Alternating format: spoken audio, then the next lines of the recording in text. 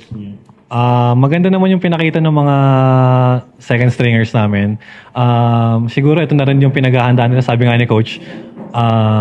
Ito na siguro yung time para bigyan sila ng pagkakataon na ipakita yung talent nila. And ayun, nung third set, gumana naman. Masigla naman yung pinakita nila and then na-convert naman sa panalo. Thank you so much. So, Shebs, 10 of 20 attacks, 1 block, 1 service ace, and 4 digs. So, how happy are you with the performance, like Nicole, like Mikey, and Ella, and others? Of course, I'm super happy. Like Coach said, they were given this opportunity to thrive and to show what they've been working so hard in training for. So I'm so happy about the girls. And you could see on the court that they were enjoying themselves, that they were enjoying that they were able to be used. So I hope this gives them that little bit of confidence, especially as we end round 2.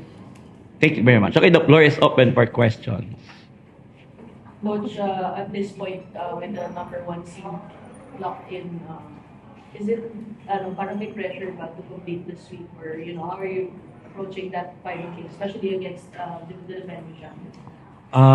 Siguro hindi naman mawawala yung pressure pagdating sa amin. Siyempre, nandun yung pressure na kailangan manalo. Pero lagi naman pinapaalalahanan ni Coach na score lang yan, number lang yan. So, kailangan mag-focus pa rin kung ano na nasa harapan mo, which is yung NU. Ngayon, 1 game at a time na ngayon. And then sana, hopefully, maganda pa rin yung pakita namin na game sa NU. Shimon, for you, how is the team, from a player standpoint, approaching the record and that unbeaten streak, especially going up? It's the same as what the coach Gian said. That's what the coaches are instilling in us, 1 game at a time. We don't worry about this streak that we have, that it's 13-0.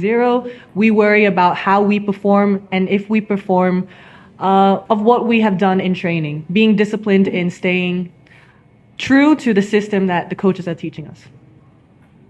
Coach, after that first round win against NU no first round, ano na yung papakunin yung lessons from that encounter na dadalhin mo sa second round mo to hopefully complete the elimination rounds and finals for them? Anong dadalhin yung lessons from yung first round encounter against NU?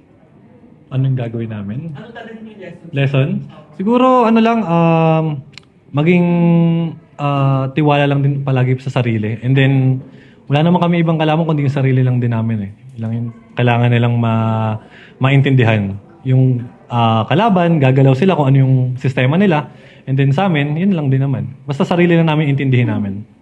And to Shibana, in that first round win against NU, you mentioned that you guys had a chip on your shoulder given that losing streak you had to NU. Will that same chip on your shoulder still be there come the second round given that an elimination round sweep is on the line in the final spurt as well? Of course, in every game that we come into it with the aggressiveness that we want to win. No matter what, we go in there with the same mindset of whoever this team is, we will do our best to play our game, like Coach says, focusing on our Cyrille and staying true to the Lady Spikers way. That's it. Coach Gian, just take us along from the sidelines like this season with Coach Ramil. Like, obviously last 2 seasons medyo challenging for the start. Just take us through how like you really worked in and the rest of the coaches to kumbaga iangat ulit yung Lasal this season. The work of the players and also yung work from your end as coaches. Siguro yung walang sawang disiplina lang siguro na ginagawa ni Coach pagdating sa mga player. Yun lang talaga yung sabi ko, hindi matatawaran pagdating sa kay Coach Ramil. Yung walang sawang disiplina, yun lang. Wala na iba. And for Shibana, just what would it mean if you were to finish the elimination round strong and complete this week?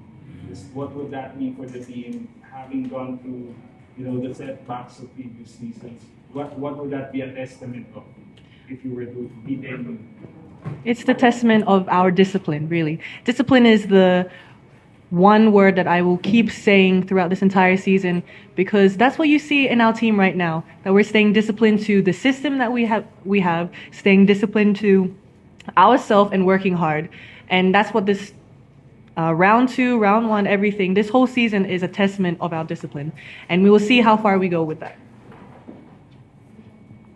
Congratulations, Coach Gian and Chefs. Thank you very much. Thank you.